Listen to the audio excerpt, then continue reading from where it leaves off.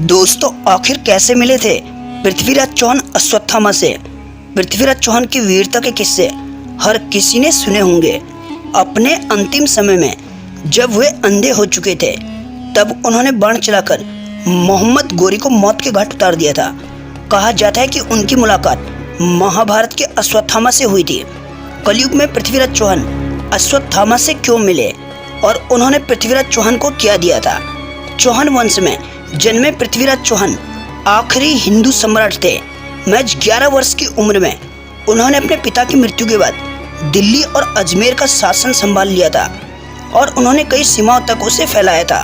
पृथ्वीराज चौहान बचपन से ही एक कुशल योद्धा थे। उन्होंने युद्ध के लिए अनेक गुण सीखे थे। उनको शब्दवेदी विद्या का भी ज्ञान था। दूसरी ओर अश्वत्थामा 7 चिरंजीवियों में से एक हैं। द्वापर युग यानी महाभारत काल में उनका जन्म हुआ था।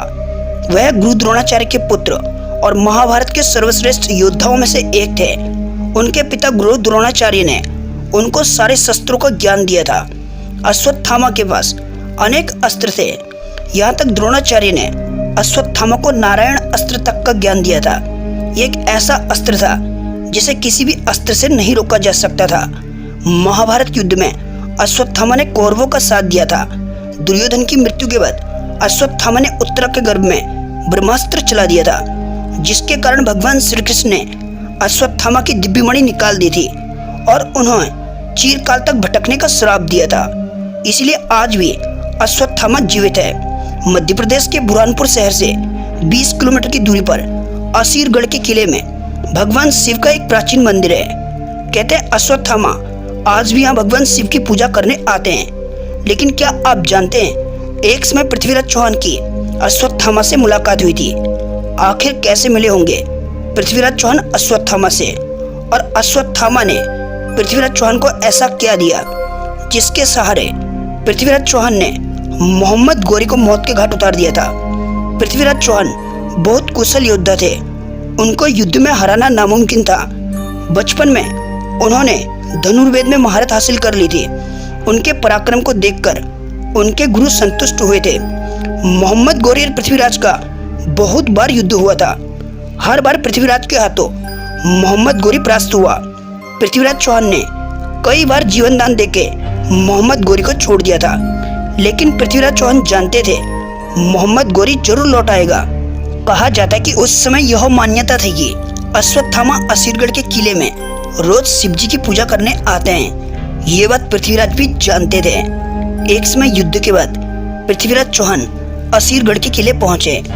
उनकी मुलाकात वहां एक बुजुर्ग से हुई। उनके सर पर गहरा घाव था और उनके शरीर से गंध आ रही थी। पृथ्वीराज चौहान कुशल योद्धा होने के साथ एक अच्छे वैद्य भी थे।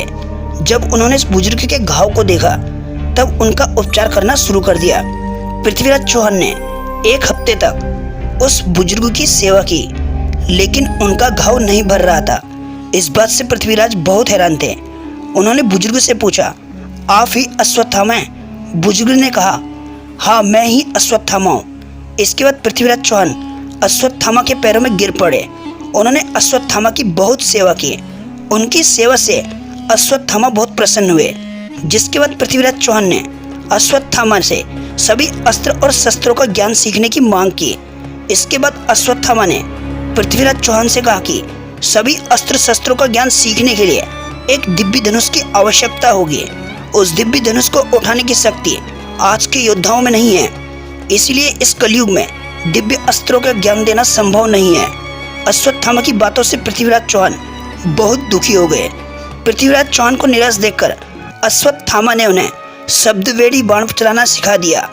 इसके साथ ही अश्वत्थामा ने उन्हें 3 शब्दवेदी बाण दिए।